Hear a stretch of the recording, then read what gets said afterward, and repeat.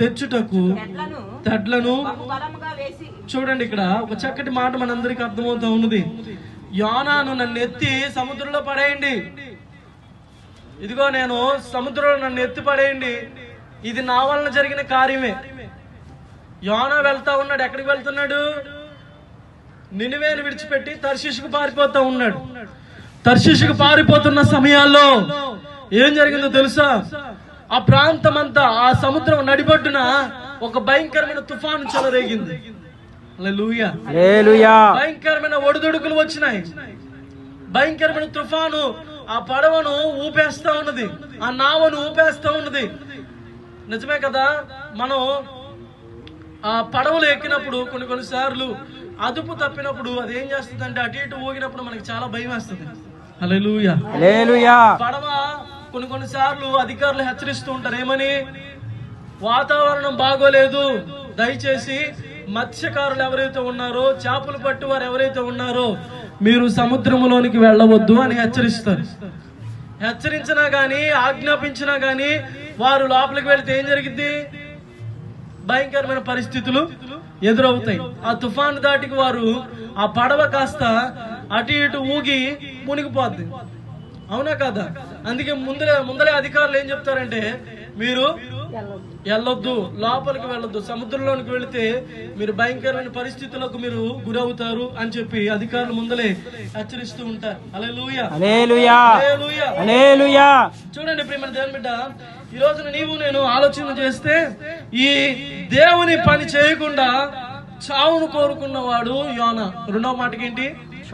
దేవుని పనిని చేయకుండా చావును కోరుకున్నవాడు యోనా. హల్లెలూయా, హల్లెలూయా, హల్లెలూయా, హల్లెలూయా. నిజంగా ఆలోచన చేయండి, దేవుని పనిని చేయటానికి, దేవుని మాటను వినడానికి ఈ రోజున చాలా మంది ఇష్టపడతలేదండి. మనుషులందరూ మాట వింటున్నారు కానీ దేవుని మాటను వినట్లేదు. అదే ఆయనకు వచ్చే కోపం. మనుషులందరూ వారి మాటలు వినుకుంటున్నారు, ఎవరు చెప్పినా ఆ పని చేస్తూ ఉన్నారు, ఎవరైనా డబ్బులు ఇస్తే ఆ పని చేస్తున్నారు, ఎవరైనా మాట సాయం చేయమంటే మాట సాయం చేస్తున్నారు. రకరకాల ఆలోచనలతో మనుషులు వెళ్తున్నారు కానీ దేవుని మాటలు వినట్లేదు. అదే ఇక్కడ సమస్య వచ్చిపోయింది. చూడండి, దేవుని ఎడల యోనా వైఖరి ఎలా ఉందో మీరు చూడండి. అక్కడ దేవుని సన్నిధి నుండి పారిపోతున్న యోనా దేవుని పని చేయకుండా చావును కోరుకుంటున్నాడు యోనా. హల్లెలూయా, హల్లెలూయా. ఏం చేయమంటున్నాడు? నన్ను ఎత్తి సముద్రంలో పడేయమంటే ఏంటి అర్థం? చనిపోదాం అనుకుంటున్నాడు. అసలు దేవుని పని చేయటానికి ఏమాత్రం ఇష్టం లేదు యోనాకి.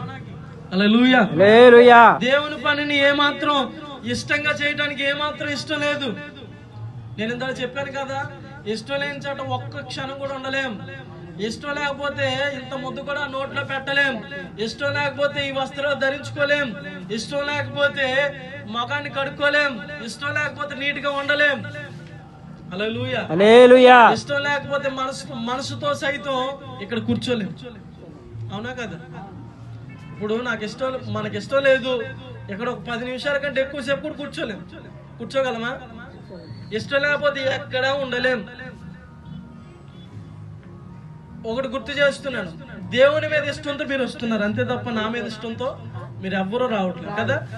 దేవుని మీద ప్రేమతో వస్తున్నారు, దేవుని మీద ఇష్టంతో వస్తున్నారే తప్ప ఈ మందిరం దగ్గరికి రావాలి, ఈ మందిరంలో ఆరాధన చేయాలి, ఈ మందిరంలో సేవకుడు చెప్పాడు కాబట్టి, సేవకుడు మాట్లాడుతున్నాడు కాబట్టి, సేవకుడు పదే అడుగుతున్నాడు కాబట్టి ఇక్కడ ఎవ్వరూ రావట్లేదు.